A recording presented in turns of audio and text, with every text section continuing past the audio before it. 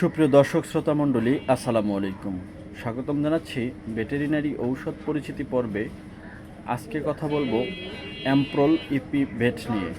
এটি একটি এসকেপ কোম্পানির পাউডার।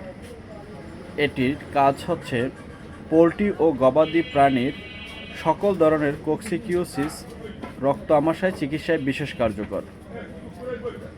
অ্যাম্প্রোল ইপি ভেট পাউডার পোলট্রি ও গবাদি প্রাণীর বিভিন্ন প্রজাতির প্রোটোজোয়া দ্বারা সৃষ্ট কোক্সিকিওসিস, রক্ত আমাশয় চিকিৎসায় ব্যবহার করা যায়। মাত্রা ও প্রয়োগবিধি: পোলট্রি 1 গ্রাম 2 লিটার খাবার পানিতে মিশিয়ে 5 থেকে 7 দিন খাওয়াতে হবে।